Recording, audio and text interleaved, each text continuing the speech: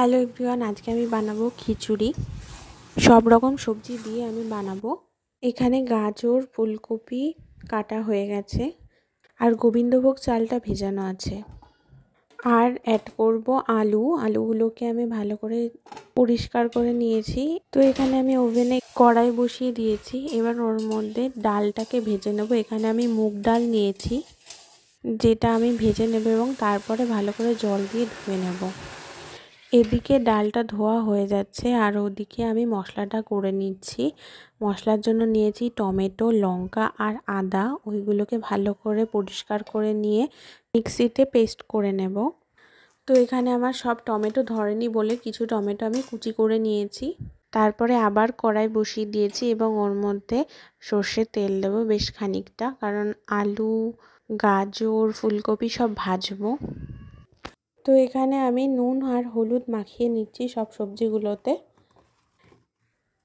তারপরে এখানে আলু আর গাজরটাকে আমি তেলের মধ্যে দিয়ে দিয়েছি। ওটাকে ভালো করে আগে ভেজে নেব, তারপরে ভাজবো হলো ফুলকপিটাকে।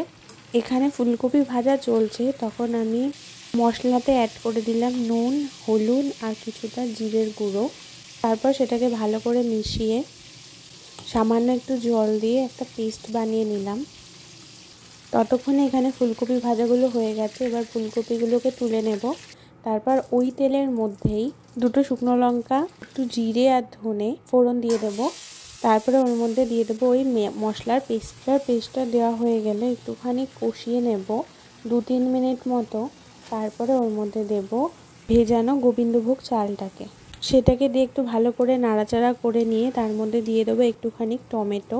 তারপরে ভালো করে একটু কষিয়ে নেওয়া হয়ে গেলে ওর মধ্যে ডালটাকে দিয়ে দেব। ডালটা দিয়েও 2-3 মিনিট কষাতে হবে। তারপরে দেখবে যে জলটা শুকিয়ে আসছে, তখন দিয়ে দেব ভাজা সবজিগুলোকে। তারপরে ভালো করে মিশিয়ে নেব। মেশানো হয়ে গেলে এবার ওর মধ্যে দিয়ে দেব গরম জল। গরম জল দেওয়া হয়ে গেলে ওটাকে ভালো করে মিশিয়ে নিয়ে এইবার ঢাকনা দিয়ে ঢেকে দিয়ে রান্না হতে দেব কিছুক্ষণ। তারপরে কিছুক্ষণ মাঝে মধ্যে ঢাকনা খুলে নেড়ে দিতে হবে। ডাল, আলু, চাল সব সেদ্ধ হয়ে গেলে আমাদের খিচুড়ি রেডি হয়ে যাবে। এবার নামানোর আগে ঘি আর গরম মশলা দিয়ে ভালো করে মিশিয়ে নিতে হবে। তারপরে সার্ভ করে নিলেই আমাদের খিচুড়ি খাওয়ার জন্য একদম রেডি।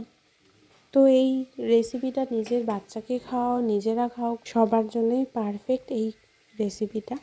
তো তোমাদের রেসিপিটা কেমন লাগলো আমাকে কমেন্টে জানিও। তো দেখা হবে আবার অন্য কোনো ভিডিও নিয়ে। আজকের মতো টাটা।